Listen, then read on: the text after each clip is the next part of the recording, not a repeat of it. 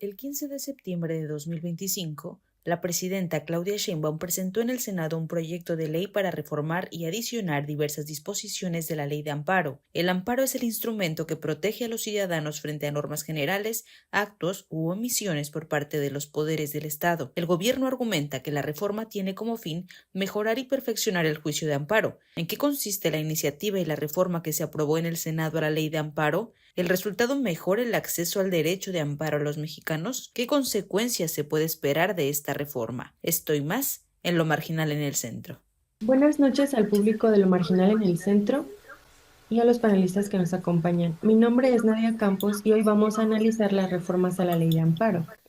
El 15 de septiembre de 2025, el gobierno de la presidenta Claudia Sheinbaum presentó la iniciativa por la cual se reforman y adicionan diversas disposiciones de la Ley de Amparo. El amparo es el instrumento que protege a los ciudadanos frente a normas generales, actos o omisiones por parte de la autoridad. Y precisamente hacemos este programa en una semana en la que ha habido una serie de manifestaciones contra el gobierno. Para profundizar en este tema, nos acompañan los siguientes panelistas. Maribel Rodríguez, abogada por la Escuela Libre de Derecho y maestra en Derecho Constitucional y Amparo por la Universidad Panamericana. Y David Padilla, doctor en Ciencias Sociales por la Universidad del Estado de México, profesor investigador en la misma universidad y Premio Nacional de Estudios en Investigaciones Sociales. Para empezar a entender el problema, maestra Maribel, ¿en qué consiste la reforma a la Ley de Amparo? Bueno, ciertamente la reforma a la que te refieres, Nadia, pues es una reforma que presentó la presidenta Claudia Sheinbaum y aunque tiene varias, digamos, cosas que pudiéramos abordar y que seguramente abordaremos en este programa, yo me quiero referir a las fundamentales que tocan aspectos que tienen que ver con la accesibilidad y la efectividad de este recurso como una defensa adecuada de los derechos fundamentales de los mexicanos. En primer lugar, me quiero referir a la restricción del acceso a este juicio que se está plasmando en la reforma por lo siguiente. Cuando se tramita una demanda de amparo, el quejoso, que es el que la tramita, tiene que demostrar ante el juez de amparo que es titular de un derecho amparado por una norma jurídica y que tiene una afectación directa e individual por el acto o la omisión de la autoridad de la que se queja. Este interés, así le denomina la ley, es el interés jurídico clásico que existía en el amparo desde sus inicios, ¿no? Por ahí de 1841. Pero hace algunos años en México se incorporó otro tipo de interés que te permite tramitar juicios de amparo y que la ley define desde 2013 en sus líneas generales, que se denomina interés legítimo. Y este interés legítimo ha permitido en los últimos años que se defiendan derechos que no necesariamente te pertenecen a ti y derivan de manera directa de una norma jurídica que tienes tú de manera individual, sino que son derechos que tienen una naturaleza más social, más colectiva, como por ejemplo el derecho a la cultura, el derecho al medio ambiente sano, pues no sé, el derecho a la consulta previa, por ejemplo, de los pueblos indígenas, etcétera. Entonces, a partir, pues un poco antes, pero en general en la ley se estableció el interés legítimo en el 2013 y a partir de ahí se han promovido varias demandas de amparo defendiendo este tipo de derechos que tienen más naturaleza colectiva que individual. Pues bien, uno de los aspectos más relevantes que toca la reforma es establecer de manera específica en la ley una definición de este tipo de interés y la reforma plantea que se tiene que definir este interés como la lesión jurídica real, actual y diferenciada del resto de las personas que tiene el quejoso, de manera que si tú logras que en el amparo se te beneficie, tendrías un beneficio cierto y no hipotético eventual. Esto sería como ponerle al interés legítimo una camisa de fuerza, porque en los últimos años este interés ha permitido que se desarrolle mucho el amparo, porque ciertamente la ley lo define en sus líneas generales, pero al final son los criterios de los juzgadores los que van resolviendo caso por caso quién tiene el interés legítimo y quién no cuando se promueve una demanda. Este es el primer punto que sería restrictivo porque con la definición que se propone en la reforma, pues se limitaría el acceso al reclamo de este tipo de derechos que, como ya dije, son de naturaleza colectiva. El segundo elemento al que me quiero referir y que es muy importante es el tema de la suspensión del acto reclamado. Los jueces, cuando uno tramita el juicio de amparo, pueden, en un incidente que se tramita, digamos, en el mismo juicio, pero un expediente aparte, decretar o ordenar a la autoridad que se suspendan los efectos del acto o la omisión que se reclama en tanto no se resuelva el juicio. Esto tiene una razón de ser muy, muy clara. Implica que el juicio, el acto de autoridad o la omisión no consumen perjuicios al quejoso de irremediable reparación. Es decir, que tú sufras la afectación de los actos de autoridad de los que te quejas y que cuando logres ganar, si es que ganas el amparo, pues ya no se puedan reparar. La suspensión es tan relevante que hay muchos juristas que dicen que no hay amparo sin suspensión, porque no tiene ningún caso que te permitan acceder al amparo, reclamar este tipo de derechos y que ya cuando tú ganes el juicio, pues ya no puedes reparar porque ya se te generó una afectación que no tiene vuelta atrás, ¿no? Por ejemplo, la demolición, ¿no?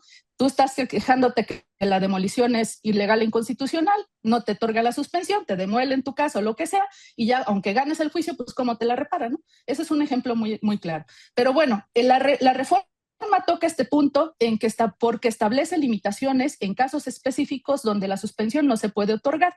Por ejemplo, en el caso del bloqueo de cuentas por parte de la Unidad de Inteligencia Financiera, cosa que es una cosa muy grave porque sabemos que en el sexenio pasado se abusó de esta facultad, incluso se utilizó para perseguir gente que el régimen consideraba pues, su enemigo, ¿no? Tampoco se puede, de acuerdo con la reforma, se podrá otorgar la suspensión cuando esto permita que se lleven a cabo, se realicen actividades que requieren de un permiso, una autorización o una concesión que otorgue una autoridad federal o que expide una autoridad federal. Tampoco se permitirá, cuando se trate de un amparo que se promueve contra el cobro de créditos fiscales, que es una cosa muy importante y pues que la opinión pública ha dicho que es una de los verdaderos razones por las que se está planteando esta reforma. También se corrobora o más bien se reafirma que en materia penal las suspensiones que se lleguen a otorgar por delitos que ameritan prisión preventiva oficiosa no pueden tener como efecto la libertad del imputado, sino solamente que estés a disposición del juez de amparo en lo que se refiere a tu libertad, pero continúes el proceso ante la autoridad que te está juzgando. Tampoco se otorgarán las suspensiones en materia de actos que tengan relación con competencia económica, telecomunicaciones y radiodifusión. Esto ya estaba en la Constitución, pero se va a poner en la ley. Y además, para todos los demás casos que no son los que ya decía la ley y estos casos específicos, establece la reforma que el juez de amparo, para poder emitir una suspensión, debe verificar que al ponderar los efectos de la suspensión frente al interés social, orden o interés público, cual sea lo que signifique esto, no se cause un daño significativo a la colectividad ni se prive a la sociedad de los beneficios que ordinariamente le corresponden. De manera que incorporar estos conceptos resbalosos e indefinidos permiten al juez de amparo que niegue suspensiones en otras materias donde ahora se otorgan precisamente para preservar la materia del juicio, ¿no? Por ejemplo, caso real, te quejas de que se está vulnerando el derecho a la cultura porque se va a derrumbar un edificio que se usa para el desarrollo del desarrollo de las bellas artes entre la juventud de Nayarit porque quieren construir un estadio de béisbol. Y entonces, pues fácilmente el juez podría decir con esta disposición pues que no te otorga la suspensión porque al final de las cuentas estás privando a la sociedad de lo que ordinariamente le corresponde y pues por tanto no te puedo dar la suspensión, ¿no? Y pues ya ven, tirando edificios que se utilizan para el acceso al derecho a la cultura. En concreto, pues estas limitaciones pues van a evitar que existan suspensiones como las que le molestaron al presidente en el sexenio pasado. Las suspensiones que frenaron en ciertos momentos en la construcción del aeropuerto de Santa Lucía por el tema de los vestigios arqueológicos, el daño al medio ambiente y el tren Maya, pues que destruyó partes importantes de la selva del sureste de México, ¿no?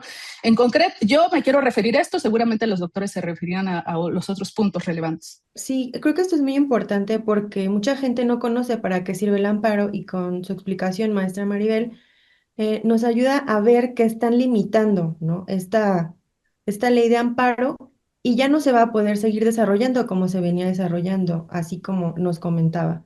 No sé, doctor David, qué opinión le merezca los argumentos que se dan a favor de la reforma y en qué, bueno, en qué consiste. Eh, si nos puede ayudar con Sí, esto. fíjate, sí, hay que leer los argumentos desde dos perspectivas. los argumentos que se expresan por parte de la Presidencia de la República parecen jurídicamente correctos, parece que quieren acabar con impunidad, parece que quieren destruir algo que los priistas construyeron para protegerse, porque lo construyeron ellos, esta ley de amparo, la construyeron para protegerse.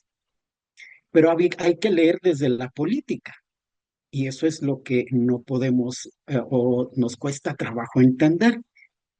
Me parece que los argumentos desde la política es la persecución de algunos personajes políticos. Yo creería que esta reforma, salvo opiniones de otros, trae una etiqueta que es Carlos Salinas Pliego.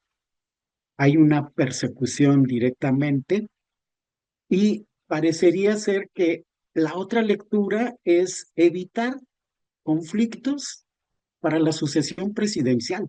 Cualquiera diría, oye, espérate, faltan 5 años. Oye, ya la están planeando. Desde ahorita la están planeando. El argumento es evitarse conflictos políticos al interior del partido. Y entonces usar esta reforma, más la reforma al Poder Judicial, que fue el año pasado, fue este año, ya no lo recuerdo. Esas dos leyes vienen juntas. Eso es lo extraño y eso es lo que hay que leer. Primero una reforma al Poder Judicial en el que Morena se apropia del poder cuando no le corresponde, que encaminándonos al partido hegemónico, y ahora viene una ley de amparo. Son dos reformas del Poder Judicial que vienen juntas. Ya después vendrá la electoral, esa es otra. Pero hay que leerlo desde ahí, desde los términos jurídicos que ponen y desde los términos políticos que no los ponen, pero ahí están. El conflicto al interior del partido y tiene que ver con la sucesión de estas reformas judiciales que están caminando. En este sentido, ¿cuáles serían las consecuencias esperables de esta reforma para nuestra sociedad mexicana? Usted decía que hay tanto problemas al interior del partido como al exterior del partido, y entonces, ¿qué consecuencias esperables tendría esta reforma de llegar a suceder? Híjoles, la consecuencia, si lo pudiera esbozar en una palabra, es persecución política. Es una reforma que lleva ya etiquetas que traen nombres que están en el discurso político, no en el discurso jurídico. Ese es otro canal. Pero en el discurso político hay etiquetas, está dedicada a ciertas personas. Desde mi lectura es Carlos Salinas Pliego el primero que va, pero después va etiquetadas a los hijos de Andrés Manuel López Obrador. No es extraño que han promovido juicios de amparo recientemente y inmediatamente viene la propuesta de la reforma. Son conflictos al interior del partido. ¿Qué podríamos esperar? Persecución, persecución. ¿Estás conmigo? Te va a ir bien. ¿Estás en mi contra? Voy a utilizar no solo el poder político, no solo el poder económico, ahora voy a utilizar el poder judicial. Desde los jueces que están conmigo, que yo los tengo, los sostengo y los mantengo, y ahora la ley de amparo. La ley de amparo es una ley que se ocupa mucho en asuntos políticos. Cuando un político se siente perseguido, lo hemos visto infinidad de veces en este país. Podría llevarme un buen rato citando ejemplos, pero cuando un político se siente perseguido por cuestiones económicas, sociales, de negocio, por lo que sea, inmediatamente recurre al amparo. Entonces ahora lo que va a ocurrir es, te lo voy a modificar para que yo desde el Poder Judicial te pueda perseguir. Las consecuencias son difíciles. O te sumas o te persigo. O estás conmigo o voy a estar en tu contra. Vas a estar atrás de mí o te voy a pisotear. Creo que las consecuencias las vamos a ver no desde el discurso legal, las vamos a ver desde el discurso político, que ese cuesta trabajo leerlo. Y obviamente no lo dicen en las mañaneras, porque es, el discurso ahí es el legal, el bonito, la justificación histórica, pero Lo que vamos a ver es persecución política desde el Poder Judicial ahora. Sí, o sea, entiendo desde su lectura, entiendo que la conclusión que usted da es que se fortalece el poder ejecutivo, tanto para la sucesión presidencial como para seguir echándose a la bolsa a los jueces, junto con la reforma judicial que ya bien mencionaba usted. Sí, ¿quién presenta la reforma? Claro, La reforma la presenta la presidencia, sí, que es el legislador número uno en este país. O sea, no la está presentando otro poder, la están presentando ellos. Entonces, desde ahí va a venir la consecuencia social. entiendo, doctor. Maestra Maribel, usted de este fortalecimiento al poder ejecutivo, ¿qué opina sobre las consecuencias esperables de esta reforma en nuestra sociedad? Sí, Nadia. Pues primero quiero decir una cosa respecto de los argumentos que defienden esta reforma, en particular pues, los argumentos de la presidenta, ¿no? Ella ha dicho, entre otras cosas, que quiere continuar con la modernización o transformación del sistema de justicia y esta reforma está enfocada para ampliar el acceso de justicia a la gente que menos tiene, es decir, al pueblo de México. Pero eso es una verdadera mentira y solamente hay que revisar el contenido de la reforma para darse cuenta que esos argumentos no corresponden con el contenido de la reforma misma por una de las razones por lo que yo ya comentaba, porque los derechos de naturaleza colectiva, entre los cuales se cuentan derechos económicos, sociales y culturales, pues ya no se van a poder defender por esta restricción que se le está poniendo, esta camisa de fuerza que se le está poniendo al interés legítimo, ¿no? Pero además, ella también ha dicho, como ya bien lo comentaba el doctor David,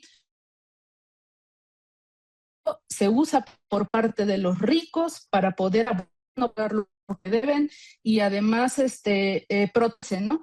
Y ciertamente todo el mundo sabe, o sea, los que somos abogados lo sabemos, que el amparo pues no es accesible para cualquiera porque necesitas un abogado especialista cuyos honorarios no son baratos y por eso la gran mayoría de la gente pues no tiene acceso a un buen abogado que le pueda tramitar un buen juicio de amparo para que pueda defender eficazmente sus derechos. Pero eso no es del todo cierto. Hay algunos sectores que han tenido acceso al amparo y que han logrado, por ejemplo, que se les otorguen medicinas para tratamientos oncológicos que de otra manera no pudieran haberse entregado.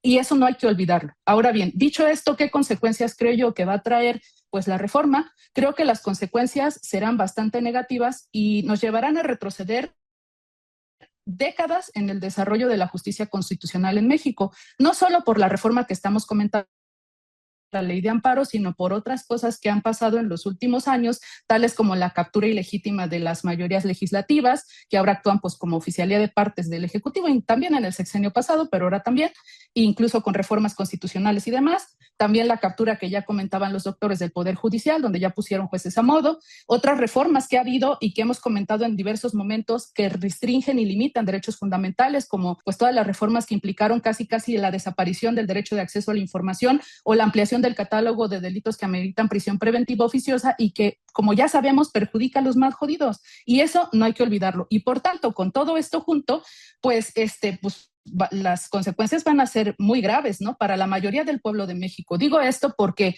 como nosotros sabemos, con la reforma al Poder Judicial y el cambio de los jueces por voto popular, ya se le había dado un golpe directo al corazón del amparo, pues como sabemos, el amparo se ha convertido en un instrumento muy eficaz y muy amplio para la defensa de muchos tipos de derecho, gracias a los jueces de amparo que, digamos, con sus criterios, con su conocimiento, han interpretado las normas jurídicas y los derechos y los han hecho muy garantistas, muy protectores cuando uno va y reclama un derecho, puesto que la ley escrita pues por naturaleza se queda rezagada frente a la realidad y por eso el criterio del juez en este caso es muy importante para el avance que ha tenido el juicio de amparo, ¿no? No es suficiente, pero ha sido muy relevante. Pero gracias a estos juzgadores, pues habíamos logrado pues, resoluciones como aquellas que decía yo que garantizaban la entrega de medicinas, las que suministraron el COVID, las que nos ayudaban a conocer información que se restringía, etcétera, etcétera, ¿no? Pero con la reforma al Poder Judicial, donde llegaron, como todos sabemos, no los que son capaces técnicamente para impartir justicia, sino los que alababan o le hacían más favores al partido en el poder, pues esto se acabó. Y estos jueces ya no, seguramente, yo no puedo generalizar ni puedo adelantar vísperas, pero es muy probable que no sean esos jueces garantistas, algunos de ellos que conocimos en el pasado, sino que pues sean jueces que resuelvan de acuerdo a lo que al poder le corresponda, al poder ejecutivo o lo que sea, ¿no? Cualquier institución del Estado. De manera que pues desde esa reforma judicial ya el escenario del amparo pues se advertía pues muy, muy difícil, ¿no? Muy oscuro. Y pues viene esta reforma a la ley de amparo que creo yo que pues quita algunos elementos que en alguna distracción algún juez pudiera utilizar para poder resolver conforme a derecho, y pues es una cosa que no le convenía al poder en turno, con todos los argumentos que ya señalaba el doctor David, ¿no? Esto pues es relevante porque esto es relevante para toda la población por esto, porque ciertamente en el amparo se debaten pues cuestiones como el adeudo millonario de Salinas Pliego o algunos intereses de las grandes empresas, pero también se debaten cosas que corresponden a la justicia ordinaria, por ejemplo, a pleitos familiares, custodias de los hijos, la inocencia de una persona que esté en la cárcel, la indemnización o los despidos de los trabajadores. Y por eso tanto la reforma al Poder Judicial como la reforma a la ley de amparo, pues sí, afectará a los ricos, ¿no? Y eso seguramente es una de las cosas que están incitando a la modificación, pero lo cierto es que nos afecta a todos.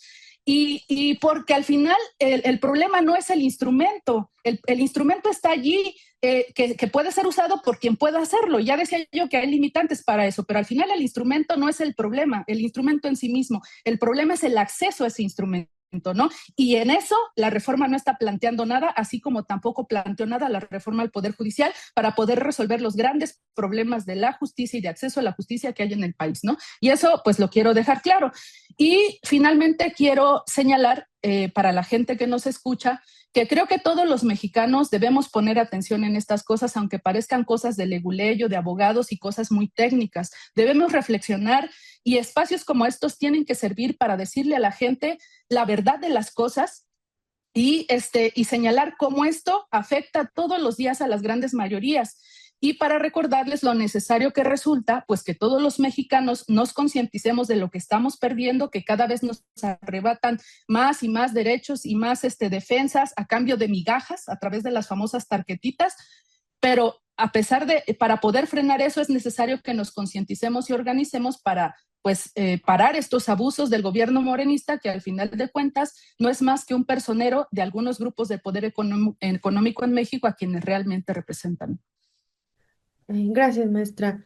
Creo que bien lo resumía usted. Este problema de accesibilidad se complica con la camisa de fuerza que, como nos explica, la ley de amparo pues se ha convertido, ¿no? Creo que esta plática ha sido muy productiva.